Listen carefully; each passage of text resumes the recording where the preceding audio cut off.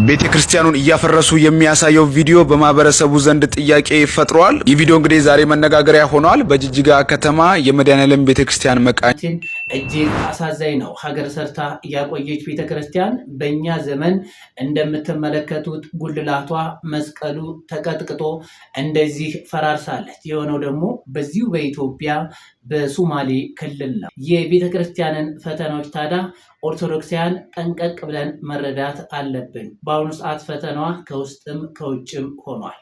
ደግሞ ቁሳዊም ነው። እንዲሁም ደግሞ ታሪኳንም ለማጥፋት እየተሰራ ይገኛል።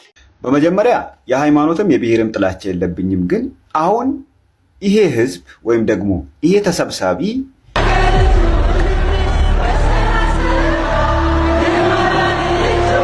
በተለይ ደግሞ ኮሚሽኑ ለሚያነሳቸው ሃይማኖታዊ ኢሹዎች ምን ያህል ገለልተኛ ሆኖ ሊወያይና ውሳኔ ሊሰጥ ይችላል የሚለው ነገር ጥያቄ ውስጥ የሚገባ አይመስላችሁ? የኢትዮጵያ የዘመን አቆጣጠር ስያሜ እንዲቀየር ከስምምነት ላይ መደረሱ ተገለጸ። ምን መሆን እንዳለበትም ይፋ ዓመተ ምህረት የሚለው አቆጣጠር ቀርቶ የኢትዮጵያ አቆጣጠር ተብሎ እንዲተካ ተመካካሪዎች ከስምምነት ላይ ደርሰዋል ተብሏል። በተጨማሪም ሂጅራ እንደ ካላንደር እንዲካተት በምክር ሀሳብ ደረጃ መያዙ ተሰምቷል። ሂጅራ የሚለውስ ትርጉሙ ምንድን ነው? እሱንም እንመለከታለን። ድግምት አልወዳደርም ተደግሞብኛል። ይህ የሴዶ ማርሻል ንግግር ነው። የሴዶ ድርጊት እስከ 1 ዓመት ድረስ ሊያስቀጣ እንደሚችል ተነገረም። የኤምኤምኤ ውድድር ሊያደርግ ጥቂት ቀናት ብቻ የቀሩት ሴዶ ማርሻል ድግምት ሰርቶብኛል በሚል ምክንያት ከውድድሩ መውጣቱን ማስታወቁ በማህበራዊ ሚዲያ ላይ በከፍተኛ ሁኔታ መነጋገሪያ ሆኗል። ለመሆኑ እኛ ክርስቲያኖች ድግምትን እናምንበታለን? ይሰራልን? አባቶቻችንስ ምን ብለው ነው ያስተማሩን? አባ ገብረ ኪዳን ይህን ብለው ነበር። ጀግና የሆነ ይምጣና ይገምብኝ አሉ። ለመሆኑ ምን ተማምነው ነው? ወንድ የሆነ ጀግና በዓለም አለ የተባለ ጠንቋይ ይድገምብኝ። ይኸው አሁንም የምትሰሙ ካላችሁ ድገሙብኝ። ሕጉስ ምን ይላል የሚለውንም እንመልከት። የሴዶ ማርሻልን ጉዳይ መሰረት አድርገን ስለ ጥንቆላ፣ ስለ ስም ማጥፋት እንደ ውል አለመፈጸም ስላላቸው የህግ ጉዳይ እናውራ እስኪ። በመጀመሪያ በኢትዮጵያ ህግ መሰረት ጥንቆላ የሚባል ወንጀል የለም። ወይም አንድ ሰው ጠንቁሎብኛል ደግሞብኛል ብሎ መክሰስ አይቻልም። ኦርቶዶክሳውያን አንድን ስራ ትንሰራ ማሰብ ያለብን ገንዘብ ማምጣቱን ብቻ ሳይሆን ለህሊናችን እረፍት ይሰጠናል ወይ፣ ከሃይማኖታችንስ ጋር አብሮ ይሄዳል ወይ የሚለውን ነው። ነገር ግን አንዳንድ እህቶችና ወንድሞች ባለማወቅም ይሁን በማወቅ የሚሰሩት ስራ እጅግ ከኦርቶዶክስ አስተምህሮ ጋር አይሄድም። ስለሱም እንመለከታለን። የተወሰነ ብር ቢከፈልሽ እንደ ወርቃንሽን የሚያሳይ ፎቶ ለሰዎች ልትልኪ ትችያለሽ ተብላ አንዲት እህታችን ተጠየቀች። አይፎን 17 ነው ያ ፕሮ ማክስ።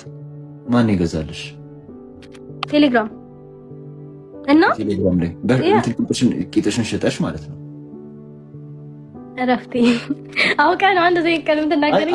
እግዚአብሔር እና ቴሌግራም ላይ ምንድነው የታቦት ስዕል አይደለም ሽጠሽ ታዲያ አይፎን 17? አዎ አይደለም፣ አይደለም 20 ሺህ ብር ከፍለው ከዛ እንትን ይሰጡኛል፣ ጊፍት ይሰጡኛል። እግዚአብሔርን 100 ኮይን ምናምን 100 ስታር ምናምን ጊፍት ይሰጡኛል። እሱም እባካችሁ 400 የሚሆኑ የኔን የወሲብ ቪዲዮዎች ከኢንተርኔት ላይ አጥፉልኝ ብላ ያለቀሰች ተማጸነች። ምን አለበላ ልጅቷ ማለት ነው። ገና ጩጬ ናት እኮ ግን ምናልባት ወይ ደህና ጓደኛ ምናምን ስለሌለ እንደምታያት ምስኪን ናት። ስታወራ ግን መካሪያታም ሊሆን ይችላል። እና አትፍረዱባት በእናታችሁ ፕሊዝ። ሰላም ውድ ኦርቶዶክሳውያን እንደምን አላችሁ? ሁላችሁንም በያላችሁበት ሀገርና ሰዓት አቆጣጠር እንኳን ለቅዱስ ገብርኤል ወርሃዊ በዓል አደረሳችሁ አደረሰን። ይህን ቪዲዮ በቀናነት እንደተለመደው ላይክ አድርጉት። እናንተ ላይክ ስታደርጉት ለበርካቶች ይደርሳል። ሰብስክራይብም ሼርም ብታደርጉ ደስ ይለናል። እጅግ አሳዛኝ ነው። ሀገር ሰርታ ያቆየች ልዕልናዋ ከፍ ያለችው ኦርቶዶክስ ተዋሕዶ ቤተክርስቲያናችን በዚህ ዘመን የሰራችው ስራ ሁሉ ዝቅ ዝቅ እያለና እየተቃለለ ይገኛል። ይህን ደግሞ እየሆነ ያለው ጠንካራ አባቶችና ጠንካራ ምዕመናን ተከታዮች በመጥፋታቸው ነው። ይህ የምትመለከቱት ቤተክርስቲያን እንግዲህ በዚሁ በሀገራችን በጅጅጋ ቅዱስ የመቃኘው የመድኃኔዓለም ቤተክርስቲያንን ነው ግብረ ኃይሉ እንደዚህ መስቀሉን ቀጥቅጠው ጉልላቱን አፍርሰው የምትመለከቱት እንግዲህ በዚሁ በኢትዮጵያ ውስጥ ነው በሶማሊያ ክልል ቤተክርስቲያኑን እያፈረሱ የሚያሳየው ቪዲዮ በማህበረሰቡ ዘንድ ጥያቄ ፈጥሯል። ይህ ቪዲዮ እንግዲህ ዛሬ መነጋገሪያ ሆኗል። በጅጅጋ ከተማ የመድኃኔዓለም ቤተክርስቲያን መቃኞ ቤት መፍረሱ ተገለጸ። በሶማሌ ክልል ጅጅጋ ከተማ የመድኃኔዓለም ቤተክርስቲያን መቃኞ ቤት እንግዲህ በግብረ ኃይሎች መፍረሱ የሶማሌ ሀገረ ስብከት ጽሕፈት ቤት አሳውቋል። ይህንም ቪዲዮ እንግዲህ እዛ መለቀቁ ነው የተመለከትኩት። ቤተክርስቲያኑ እንዲሰራ ለሚመለከተው የመንግስት አካላት ጥያቄ ቀርቦ ክትትል ከተጀመረ አመታት ማሳለፉ የተገለጸ ሲሆን መቃኞ ቤቱ ዛሬ በግብረ ኃይሎች መፍረሱ እንግዲህ እንደምትመለከቱት ተመልክተናል። ይህንን እጅግ አሳዛኝ ድርጊት እነማን አረጉ፣ ለምን አረጉ የሚለውን እንግዲህ በግልጽ ወይም ደግሞ በይፋ የተረጋገጠ ነገር የለም። ነገር ግን የተደራጁ አካላት ወይም ደግሞ ግብረ ኃይሎች እንደዚህ አይነት ነገር ፈጽመዋል እየተባለ ነው። ይህ እጅግ የሚያሳዝን ድርጊት እንግዲህ ማን እንዳረገው መታወቅ ይኖርበታል። ለምን እንደተደረገም እንግዲህ በይፋ መገለጽ ይኖርበታል። የሚመለከተው አካል ስለዚህ ጉዳይ እንግዲህ መግለጫ መስጠት አለበት። እንግዲህ ይህ በጅጅጋ የሚገኘው የመድኃኔዓለም መቃኞ ቤተክርስቲያንን ያፈረሱ አካላት እነማን ናቸው ወይም ደግሞ ለምን አፈረሱ የሚለውን እንግዲህ ተረጋግተን ከሚመለከተው አካል መግለጫ መጠበቅ ይኖርበናል።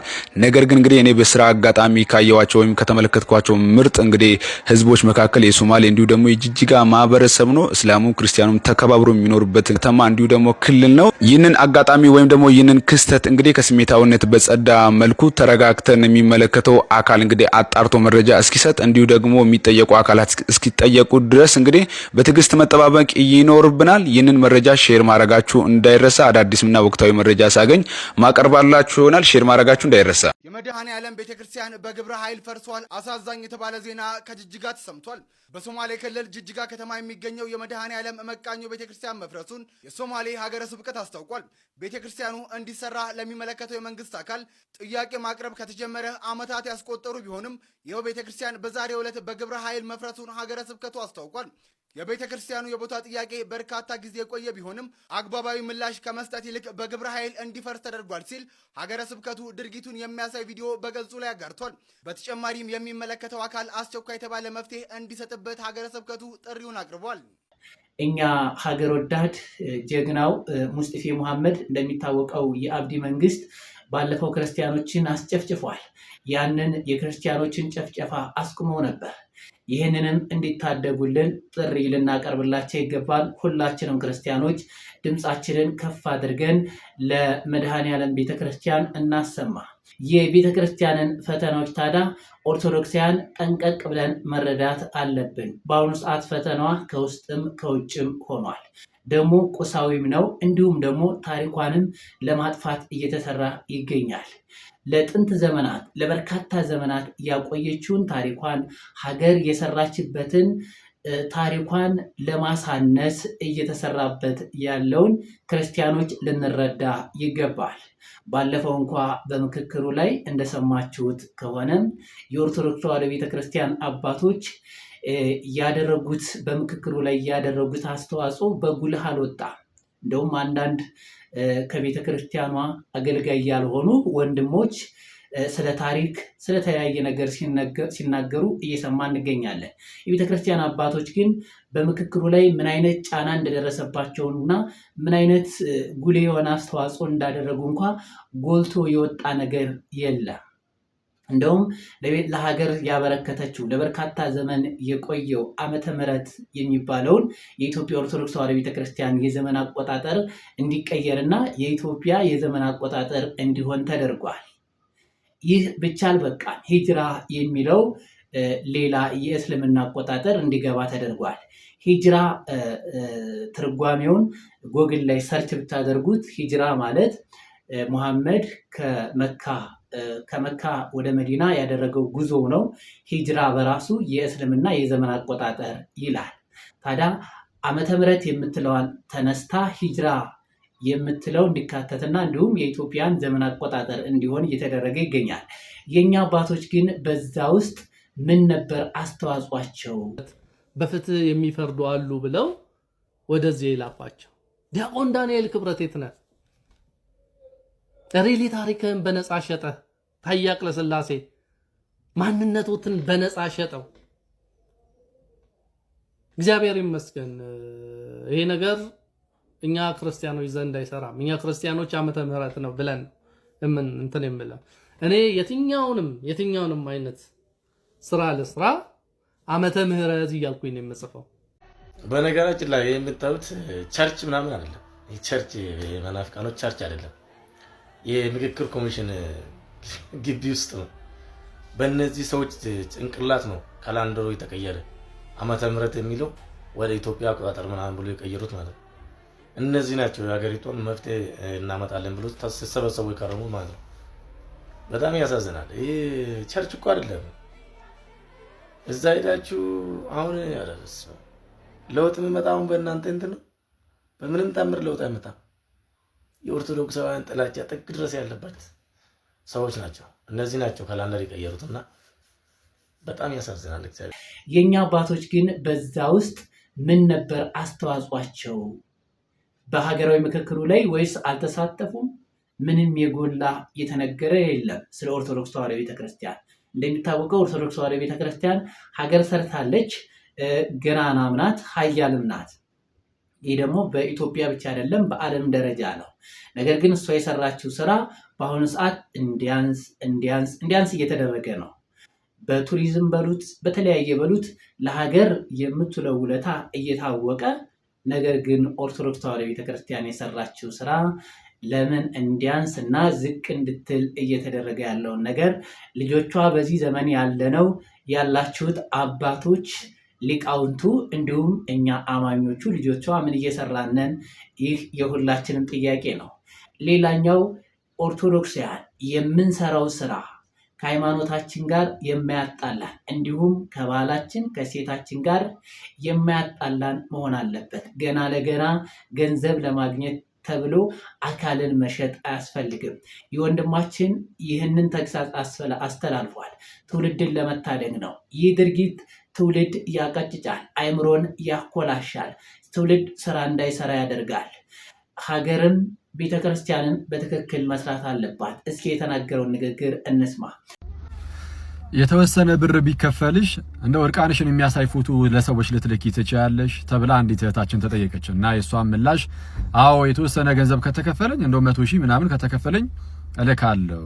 ምክንያቱም የማግባትም ሆነ ልጅ የመውለድ አላማው ስለሌለኝ በቃ እንደ ገላይ ምንም አይሰራልኝም የሚል ነገርን ስትናገር ሰሙና እሺ በቃ አይ እንትን አሁን አንተ ግን አንድ ሴት ካላገባች የማግባት እቅድ ከሌላት ማለት የሆነ ፍላጎቱ የጠፋባት የለም። ይሄ ሁለተኛ ደግሞ እንደዚህ እንትን ላይ ምናምን ዝም ብሎ እንትኗ ሴት ይሄ ወጣትነቷ ይለፍ ብለህ ታስባለህ? አይ ነው እኮ ጭንቅላቴ በጣም ይሄ በትምህርት የተሻልኩ ሰው ነኝ ምናምን። ወጣትነት ማለት ከስንት እስከ ስንት ያለው ከ20 እስከ 30 ያለውን እድሜሽን እና እሱን አንቺ እንደምትዩ እድሜ ልጠቀምበት ማለት ልሸርሙጥበት ማለት ነው። ከ20 እስከ 30 ያለው እንደዛ ማለት እኮ ነው ቃል የምትዩ። ምናልባት ጓደኞችሽ አንቺ ምሳሌ ነገር በዙሪያሽ ወንድም ይሁን ሴት ልጅ ነሽ፣ ፕሬዠር መቋቋም አትችይም። ቃልዬ እኔ ቤላ ነኝ፣ አትሸውጂኝ። በዙሪያሽ የሆኑ ሰዎች አሉ፣ ቀጥይበት ማንንም እንደስተን የሚሉሽ ወንድ ይሁን ሴት ክሎዝ ጀለሳለሽ። ብቻሽን ተነስተሽ የምትገኙ የቅርብ ጓደኛ ያለሽ ብቻሽን ተነስተሽ የምትወስኚው ውሳኔ አይደለም። ቴሌግራም ላይ እሙሙሽ መብቀቅ ገባሽ? የፈለገ ገንዘብ ይሁን ለአንድ ፎቶ 20,000 ብር ለምን አይከፍሉሽም? ያ እንደዛ ነው። ፎቶ አንድ ፎቶ 20,000 ብር ነው እኮ። እየሸጥሽ ነው፣ ቂጥሽን እያሳየሽ ነው። ነገ ልጅሽ አሁን ማዘሬ 20ዎች ውስጥ ተጋብታ ወልዳ በስነ ስርዓት ነው ያሳደገችኝ የሚለው ነገር እንዲያስባል መሳደበኝ እስካሁን ቃልዬ ዝም በያቸው ነው። እየመከርኩሽ ነው፣ ስለማስብልሽ ነው፣ እንደ ወንድም ስለማስብልሽ ነው። አሁን ልጅሽ እናቴ 20 ቤቶች ውስጥ አባቴን አግብታ ወልዳ ከብዳ በክብር ትኖራለች እየኖረች ነበረ ብሎ እንዲያስብ ነው የምፈልጊው? ወይስ ቴሌግራም ላይ ከሄለንም ሰው ጋር እየተወዳደረች እሙሟን እየሸጠች የቅባት ጠርሙስ ቂጧ ውስጥ እየከተተች ቢልሽ? በእውነት የምሬ ነው። ልጅሽ የትኛውን ነው የሚያሸማቅቀው? አልወልድም ቤላ አልወልድም አላገባም። 30 ሲያልፍሽ ሀሳብሽን ትቀይራለሽ። አሁን ነው እንደዚህ የምትይው። አሁን አንቺ ብቻ አይደለሽም ቲክቶክ ላይ እየወጡ ሜካፕ እየተቀባቡ የነ ሃሮን ጀሞች ሴቶቹ ወንዶቹ እንደነ ፊዮና አይነት 20 ቤቶች ውስጥ ትቆላላችሁ።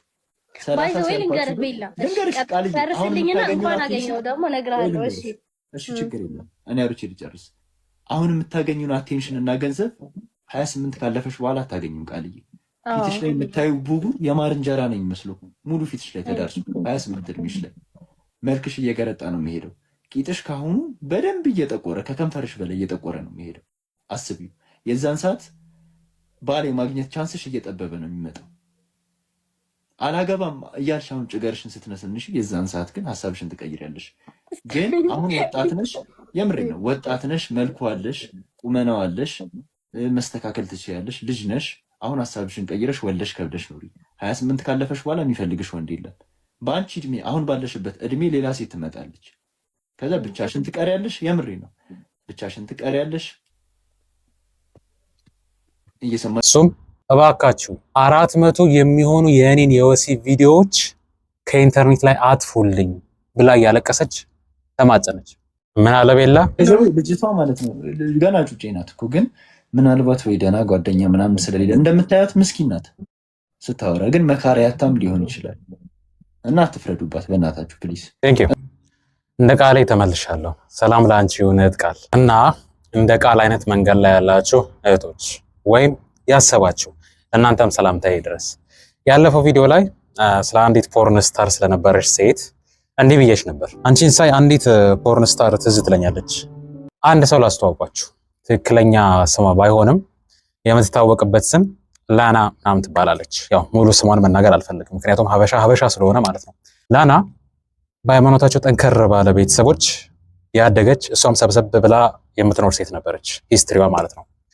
በ10 ዕድሜዎቿ ውስጥ የምታያቸው የቲቪ ትዕይንቶች ማለትም ቲቪ ላይ በምታያቸው በአንድ ወንድ ስር የተንደላቀቀ ኑሮ በሚኖሩ የሚያማምሩ ሴት ሞዴሎችና የተለያየ የእርቃን ምስሎቻቸውን መጽሔት ላይ በሚለቁ ሞዴሎች በጣም ትሳብ ነበረ። እንደነሱ መሆን ትፈልግ ነበረ። ባጭሩ እያለ ወደ ፖርኖ ዓለም የገባቸው በ2016 ዓ.ም ቆንጆ ናት፣ ቁመት አላት፣ ብዙ ነገሮች ያሏት የሚያማምሩ ነገሮች። ወዲያውኑ በጣም ታዋቂና በጣም ተደናቂ ተፈላጊ ሴት መሆን ቻለች። በጣም ብዙ ገንዘቦችን መሰብሰብ ቻለች። ፎቶ ትነሳለች፣ ገንዘብ ታገኛለች። ቪዲዮ ትሰራለች፣ ገንዘብ ታገኛለች። ፕላስ የተለያዩ ሽልማቶችንም በምትሰራቸው ስራዎች መሰብሰብ ችላለች። ላይፍ በረገደላት። ግን በሆነች አንዲት ቀን ላና አንድ ቪዲዮ ሰራች። እሱም እባካችሁ 400 የሚሆኑ የእኔን የወሲብ ቪዲዮዎች ከኢንተርኔት ላይ አጥፉልኝ ብላ እያለቀሰች ተማጸነች። ለምን? ምን ነው ማለት የሁሉ ገንዘብ እያገኘች የሁሉ ቁና እየጎረፈላት ሆይ በአንድ ካናዳዊ ፖድካስተር ላይ ቀርባ እንዲህ አለች። If I could go back, I would give up everything to have my dignity and respect back. And for people not to be able to see me in that way. ወደ ኋላ መመለስ ብችል ኖሮ ክብሬን መልሼ ለማግኘትና ሰዎች እኔን በማይሆን አታይ እንዳያዩኝ ማድረግ የሚገባኝን ወይም መቆጠር የሚገባኝን ነገር በሙሉ አደርግ ነበር። ብሯን ከሰበሰበች በኋላ 400 ቪዲዮዎችና ይህን ባላደርግ ይሻለኝ ነበር ማለቷ ምን ነው ጥቅሙ? ምን ሆና ነው ካለን የጤና እክል ገጠማት። የጤና እክሏ የሚታይ ሳይሆን እዚህ ውስጥ ነው። የማይታይ ትራውማ ፈጠረባት። ሃው እንዲህ ብላ ትመልስልናለች። በእንግሊዝኛ ስለሆነ በአጠቃላይ ሐሳቧ ልንገራችሁ። ከወንድ ጋር የተቀረጸች ስትሰራ ቮሚት ታደርጋለች። ከወንድ ጋር እየሰራች ማለት ነው። ቮሚት ስታደርግ ጎርጎድ ያለ ሰዓት ላይ ነበር፣ ያው ለትዕይንቱ ሲባል እና ያ ወንድ ቮሚቱ ላይ ሽንቱን ሸንቶ እንድትጠጣ ይነግራታል። እሷም እምቢ ማለት አልቻለችም። ቃል በቃል እንዳለችውም he asked me to drink it and I don't know how to say no። በቃ አልቻለችም፣ ኖ ማለት አልቻለችም። አት ታይም ላይ አዲስ ነገር ነው ለሷ እና ጠጣችው። ከእንደዚህ አይነት ትዕይንቶች በኋላ ከዛ ኢንዱስትሪ ለቃ ለመውጣት ወሰነች፣ ወጣች ኮምፕሊትሊ። ግን እቺ የጠጣችው ነገር ሞመንቱ ምናምን ነገር አሁንም አይምሯን በጣም እያሳመማት ነው። ሁሌ የሆነ ሰዓት ሽምጥጥ አድርጋ አላደረኩትም ብላ ከራሷ ጋር በጣም ትሟገታለች። ነገርየው መርሳት አልቻለችም። በጣም እየተሰቃየችበት ነው ስቲል ነው አሁንም። እሱ ብቻ አይደለም፣ በምትኖርበት ሰፈር ያሉ ጎረቤቶቿ አብረዋት እንዳይኖሩ ይሄ ምንድነው ጎረቤታማቾች እንዳይሆኑ ይጠይቋት ነበር። ምክንያቱም ለልጆቻችን ስንል አንፈልግሽም ሂጂልን እባክሽ ትባል ነበር። ኢቭን የምታፈቅረው ቦይፍሬንዷ ጭምር እሷ በሰራችው ስራ ማንም ሰው ሊወዳት እንደማይችል ይባሱን እንደም እንደሚጠሏት ይነግራት ነበር። የነ ራሷ ናት ያለችው። ወለደች። ከወለደችም በኋላ የልጇን አይምሮ አሰበችው። ምን ያህል ሼም ሊይዘው እንደሚችል፣ ምን ያህል መሸማቀቅ፣ ምን ያህል ውርደት በህይወት ዘመኑ ሊከተሉ የሚችሉትን ነገሮች ቀድማ አሰበች። በጣም አስጨነቃት። ልጇ ማደግ ሳይሆን ሰው ሆኖ እንዳያድግ የሚያደርግ መጥፎ ስራን እንደሰራች በደንብ ገባት ካለፈ በኋላ። that's why ሚዲያ ላይ ወጣ እያለቀሰች እባካችሁ ቪዲዮዎቼን አጥፉልኝ ብላ የተማጸነችው። ግን በሚያሳዝን ሁኔታ አሁንም ቪዲዮዎቹ አሉ እንደውም እየተባዙ የዘራችውን ከልጇ ጋር ልታጭድ ወደ ማሳዋ መንገድ ጀምራለች። ባጭሩ ምን ልልሽ ፈልጌ ነው መሰለሽ፣ አላገባም እድሜን ልጠቀመው። እኔ የገባኝ ገብቶኛል። ቤላ ያለውን ስሙት። ልጅቷ ማለት ነው ገና ጩጬ ናት እኮ ግን ምናልባት ወይ ደህና ጓደኛ ምናምን ስለሌለ እንደምታያት ምስኪን ናት ስታወራ፣ ግን መካሪ አታም ሊሆን ይችላል። እና አትፍረዱባት በእናታችሁ ፕሊዝ። እውነቱን ነው ማለት አታውቅም። ይሄ ምንድነው ህፃናት ምናምን ነገር እያለ ሳይሆን ያለው ነገር ከጀርባ ይሄ ከሚለው ነገር ከጀርባው ያለው ትንተና እኔ በጣም ገብቶኛል። እናንተን ከገባችሁ ወንድም ሴትም አዋቂ ሆነ ስለማታውቅ ነው ከተባልክ ወይም ከተባልሽ ያንን ነገር እመኚኝ፣ ያንን ነገር እመነኝ፣ ተው በቃ። ስለማታውቅ ነው ከተባልክ ኢሚዲየትሊ ያንን ነገር ተው። ለጊዜውም ቢመርህም ቢተናነቅም ተወው። ኋላ ላይ ፍሬውን እንደ ፖርንስታሯ ላና ይገባል። ሰላማችሁ ይብዛልኝ። እንደው በመጀመሪያ ደረጃ ይሄንን ቪዲዮ ስሰራ እህታችን ላይ ለመፍረድ ምናምን በፍጹም አይደለም። ያው ቪዲዮዋን ምናምንም አላስገባውኝም። እንደዚሁ ነው እንደው እንደ ጥቂት ነገር ሼር ለማድረግ ያህል ብቻ ነው የመጣሁት። እውነቱን ለመናገር እንደው እግዚአብሔር በሚያውቀው ማለት ነው ጌታ በሚያውቀው ልክ የእሷን ንግግር ስሰማ እንደውም በጣም ያሳዘነችኝ። ያው እህቴም ስለሆነች በክርስቶስ እንግዲህ አንገቷ ላይ መስቀል አለ ምናምን በክርስቶስ የራሴው እህት ናት፣ የራሴው ማለት ነው የራሴው እህት ናት እና እጅግ በጣም ያሳዘነችኝ። ጌታ በነገር ሁሉ ይርዳት ማለት ልቧን ይመልሰው። ለማንኛውም ግን ቁም ነገሩ እኛ እንደዚህ የሚመስል ነውር ውስጥ የማንገኘው በኋላ ላይ ስለምናገባ ልጅ ስለምንወልድ ምናምን ያ ለዛ ሸም ይዞን ምናምን አይደለም። በዋናነት እሱ አይደለም። ይልቁንም እኛ አምላክ ያለን ህዝቦች ስለሆንን ነው። ማለት እኛ አምላክ አለን፣ እግዚአብሔር የሚባል አምላክ አለን። ከዛ ደግሞ የተወሰነ ከኖርም በኋላ ሞተን በዛው የምንቀር አይደለንም። ከሞት በኋላ ደግሞ ህይወት አለ። ከሞት በኋላ ስላለው ህይወት በጣም ልናስብ ይገባል። ያ ህይወት ከክርስቶስ ጋር የሆነ ህይወት ነው። ከጌታችን ጋር ለዘላለም ልንኖር ነው። እዚህ ምድር ላይ አሁን እንደዚህ ብለን የምንኖረው ምን ያህል ዓመት እንደሆነ እንኳን አናውቀውም። ቢበዛ 80 ዓመት ብንኖር ነው፣ 70 ዓመት ብንኖር ነው። ከዛ በኋላ ደስ የሚል ነገርም የለውም። እንዲህ ያሉ ነገሮችን እያደረግን እንኑር ደግሞ ካልን ምናልባትም ከ40 በፊት ወይ ከ50 በፊት ልንሆን ይገባናል። እና በጣም አጭር ጊዜ ነው እዚህ ምድር ላይ የምንኖረው። ምናልባትም በዚህ በሳምንት ውስጥ ዛሬም የትኛው አሁን በዚህ ሰዓት ልንሞት እንችላለን። ግን በሞትንበት ሰዓት ግን ህይወት አይቋረጥም ጋይስ፣ እንቀጥላለን። ጌታችን ሞቶ አልቀረም፣ ተነስቷል። የክርስቶስ ትንሳኤውን ጋይስ ክርስቶስ ሞቶ እንደተነሳ በመጽሐፍ ቅዱስ ብቻ አይደለም፣ ኢቭን ከመጽሐፍ ቅዱስ ውጪ ራሱ ማስረዳት እንችላለን። ጌታ እንደተነሳ 101% እርግጠኞች ነን። ጌታ ከተነሳ ደግሞ እኛ ምን እንነሳለን፣ ሞተን አንቀርም። ስለዚህ ከሞት በኋላ ያለውን ህይወት በጣም ልናስብበት ይገባል እና እሱን እያሰብን አምላክ እንዳላቸው ህዝቦች ልንኖር ይገባናል። ይሁን አምላክ የሌለው ህዝብ ምናምን እንደዛ ልንሆን አይገባም። አምላክ አለን፣ ያውም እግዚአብሔር ያለነው፣ ያውም ኦርቶዶክስ ከሆነን ክርስቲያን ከሆነን ያውም ያለነው ደግሞ በቅዱሳን ህብረት ውስጥ ነው ያለነው። በታላላቅ ቅዱሳን እግዚአብሔርን መስለው ጌታን እርሱም ኢየሱስን መስለው በኖሩ ቅዱሳን ህብረት ውስጥ ሆነን እና እኛ በእንደዚህ አይነት አደገኛ ኖር ውስጥ ስንገኝ ደግሞ አስቸጋሪ፣ ሁላችንም በደለኞች ነን፣ ኃጢአተኞች ነን። የራሳችን የሆነ በጣም ብዙ ችግር አለብን እና እያንዳንዱ ችግራችን ላይ ግን ልንሰራ ይገባል። ጸጋው ደግሞ ያግዘናል እና እግዚአብሔርን ልናስብ ይገባል። አጭሩ መልእክቴ አምላክ እንደሌለው ህዝብ ልንኖር አይገባም ነው። እንደሰማችሁት ነው። ይህ ትውልድን የመታደግ ጉዳይ ነው። ቤተክርስቲያናችን በዚህ ጉዳይ ላይ ሰፋ ያለ ትምህርት አላት። ልጆቻችሁን ከህፃንነት እስከ ጉልምስናቸው ድረስ በቤተክርስቲያን አቆዩአቸው። ህፃናት ምን መማር እንዳለባቸው፣ ምን ማየት እንዳለባቸው፣ ምን መስማት እንዳለባቸው፣ ከሽቶ እንኳ አቅም ምን ማሽተት እንዳለባቸው። ህፃናት በፍጹም ሽቶ ማሽተት እንኳ የለባቸውም ይላል ቅዱስ ዮሐንስ አፈወርቅ። በዓይናቸውም ለነሱ የማይመጥን ነገር ሲያዩ እንኳ ልቦናቸውን መልሰው በአእምሯቸው ላይ እንዳይቀረጽ ይላል ዮሐንስ አፈወርቅ። በእይታቸው እንኳ መስማት ያለባቸውን እንኳ የሆነ ጓደኛ እንኳ መጥቶ ለህፃናቱ የተለየ ነገር እነሱን የማይጠቅም ነገር አሉባልታ ነገር ሲነግራቸው አስቁሞ ይላል ዮሐንስ አፈወርቅ።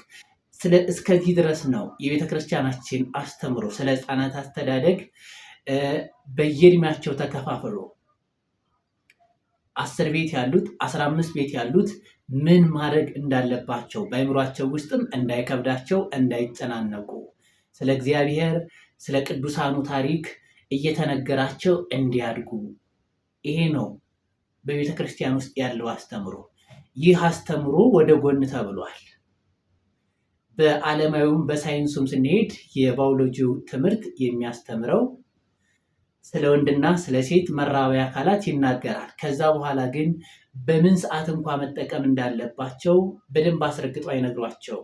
ያው 18 እና ከ21 ዓመት የምትለው እንዳለች ሆና ነገር ግን በዛ ልክ ተሰርቶበታል ወይ ነው። አሁን ደግሞ ሶሻል ሚዲያው እንዳጋጣሚ ሁሉም ጋር በአንድ ጊዜ ይደርሳል። የኢትዮጵያ ደግሞ ገደብ የለው።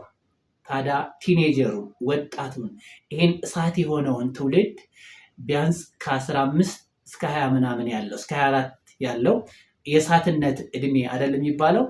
ይህንን እንግዲህ እየፈጀው ነው ያለው በሶሻል ሚዲያ ማለት ነው። ያንን በማየት አንደኛ ፍጹም ኃጢአት ነው። ሁለተኛ ደግሞ ጉዳቱ በአይምሯቸው ላይ የሚያሳድረው ተጽዕኖ እንደ ሳይኮሎጂ ስለሆነ ይህን ከሚያዩና ከሚያዩ ሰዎች ጋር ቢነጣጠሩ ስራ እንኳ የመስራት ፍላጎታቸው እጅግ የወረደ ነው። አይምሮን ኩምትርትር ብሬናቸውን ኩምትርትር ነው የሚያደርገው። ያኮላሻል። ትውልድ የሚያኮላሽ ነው። በርካቶች ይህን ካደረጉ በኋላ ካዩ በኋላ አይምሯቸው ይቃወሳል እና ጤነኛ የማይሆኑ። ስለዚህ እንደዚህ ያለን ነገር ትውልዱ ባንድ ሆኖ ኢትዮጵያን ባንድ ሆነን መዋጋት አለብን። ስፔሻሊ ኦርቶዶክሲያን ደግሞ የምንሰራው ስራ ከሃይማኖታችን ከኢትዮጵያን ከባህል ከስቴት ጋር ይሄዳል ወይ አይሄድም ወይ የሚለውን ማየት አለብን። የምንሰራው ስራ ከኢትዮጵያን ባህሎች ጋር ካልሄደ ምን ይሰራልናል? ዞሮ ዞሮ እኮ የምንሰራውን ስራ ህዝብ ነው የሚጎበኝልን፣ ህዝብ ነው የሚያይልን፣ ህዝብ ነው የሚሸምተን። ንግግርም ሆነ ስራም ሆነ ምንም ሆነ ከህዝብ ጋር ነው። ህዝብን ያላማከለ ነገር ደግሞ ምንም አይሰራ። ሰው የተወለደው ለሰው ስለሆነ ስለዚህ ሁላችንም ጥንቃቄ ማድረግ አለብን።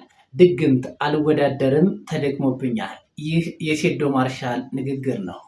ለመሆኑ እኛ ክርስቲያኖች ድግምትን እናምንበታለን? ይሰራልን? አባቶቻችንስ ምን ብለው ነው ያስተማሩን? አባ ገብረ ኪዳን ይህን ብለው ነበር። ጀግና የሆነ ይምጣና ይገምብኝ አሉ። ለመሆኑ ምን ተማምነው ነው? ውዳሴ ማርያምን ወይስ መዝሙረ ዳዊትን? ሁለቱንም ነው የተማመኑት። በዛ ላይ ደግሞ እንደማይሰራ አምነዋል። ምን ይላል ህጉስ ምን ይላል የሚለውንም እንመልከት። የሰይዶ ማርሻልን ጉዳይ መሰረት አድርገን ስለ ጥንቆላ፣ ስለ ስም ማጥፋት እንደ ውል አለመፈጸም ስላላቸው የህግ ጉዳይ እናውራ እስኪ። በመጀመሪያ በኢትዮጵያ ህግ መሰረት ጥንቆላ የሚባል ወንጀል የለም። ወይም አንድ ሰው ጠንቁሎብኛል ደግሞብኛል ብሎ መክሰስ አይቻልም። ምክንያቱም ሳይንስ እንዲህ አይነቱን ነገር ስለማያምንበት በማስረጃ ስለማይረጋገጥ።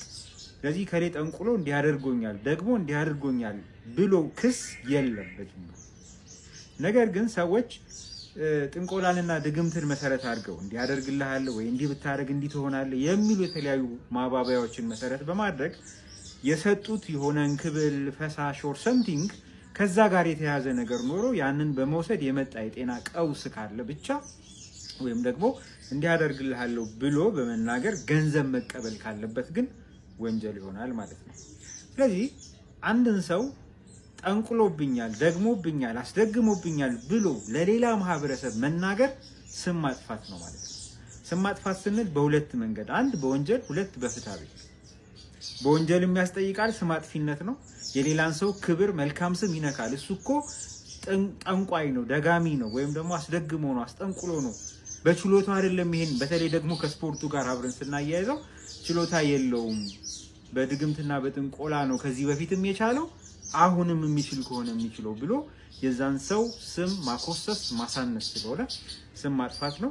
በወንጀል የሚያስጠይቃል። በፍትሐ ብሔርም ካሳ የሞራልም ምናልባት ኢኮኖሚ ጉዳትም ደርሶ ከሆነ በፍትሐ ብሔርም ጭምር ያስጠይቃል። የሌላን ሰው ክብር ስም መጠበቅ ግዴታ ስለሆነ ማለት ነው።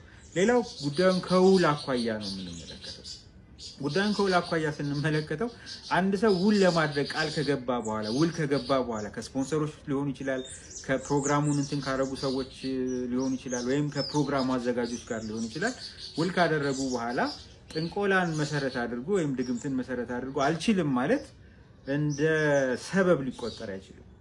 አንድ ሰው እንደ ውል ባለመፈጸሙ በህግ ኪሳራ ከመክፈል የሚድነው አስገዳጅ ሁኔታ መኖሩን ካስረዳ ብቻ ነው። ጥንቆላና ድግምት ደግሞ በህጉ እንዳስገዳጅ ሁኔታ አይቆጠሩም። ስለዚህ ያ ሰው እንደ ውሉ ካልፈጸመ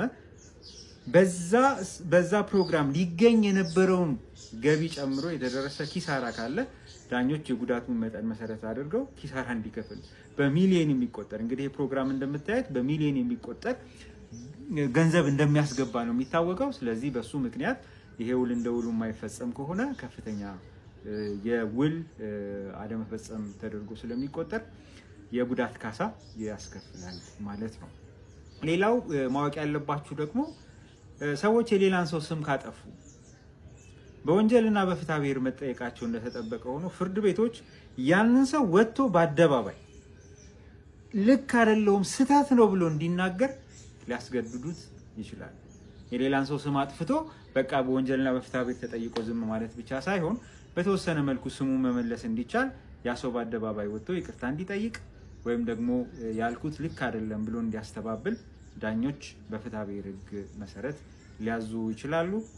ሰላም። እኔ በጌታችን በመድኃኒታችን በኢየሱስ ክርስቶስ ስም ፍጹም አምናለሁ። ምግባሬ ከሰው ድሃ ሊሆን ይችላል። በክርስቶስ ስም ግን ቀልድ የለም። ስሙን በስመ አብ ወወልድ ወመንፈስ ቅዱስ በጠራሁት ጊዜ ውዬ ባድር አንዳች እንደማይዞረኝ አምናለሁ። በእስራኤል ላይ ጥንቆላ፣ በያዕቆብ ላይ ሟርት አይሰራም። ሰው በጫማ ይደገምበታል በምናምን ይችላል። እኔ ጫማዬን ትቼው ነው የምመጣው፣ ውጭ ትቼው ነው የምገባ። መድገም ይቻላል። 4 ነጥብ። ምንም አልሆነም። እናቱ ድንግል ማርያም ለእኔ መጠጊያዬ ናት። በእናትነቷ ምንም ቢሆን ከእሷ አቅፍ እጠጋለሁ።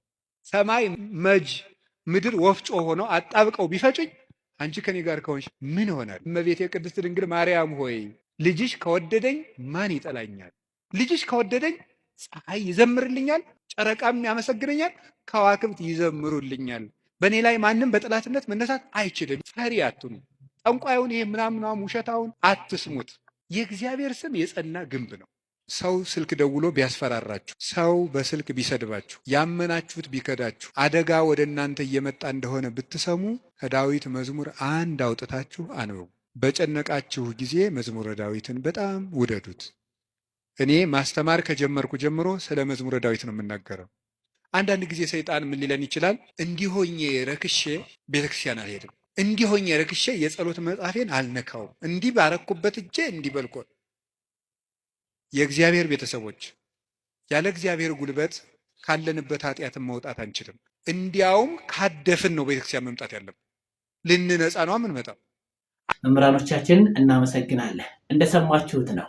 መጀመሪያ አእምሯችንን ማሳመን፣ ድግምት የሚባለው ነገር ፈጽሞ እንዳይሰራ ምናልባት ከጠራጠረን እንኳ ቢቆይ ለደቂቃዎች ወይም ለሰዓታት ነው የድግምት ስራ የሚቆየው። ከዛ በኋላ በራሱ ጊዜ ይከሽፋል። ያ ግን በሳይኮሎጂ በአእምሯችን ውስጥ እንዳይቆይ ጥንቃቄ ማድረግ አለብን። ድግምት የሚባለው ነገር በፍጹም በእኛ ላይ እንደማይሰራ መጸለይ፣ ከጸለይን በኋላ ብን ብሎ ነው የሚሄደው። እያየን አይደል? የሚዘርፉ ሰዎች ለተወሰነ ደቂቃ ብቻ ነው እኮ የሚያቆዩት። ከዛ በኋላ ያ ይጠፋል። ነገር ግን ያን እያሰላሰል በአእምሯችን ውስጥ ካቆየ ነው ያ ነው በዛን ጊዜ እንደሚሰራ አመንበት የሚባለው። መምህራኖቻችን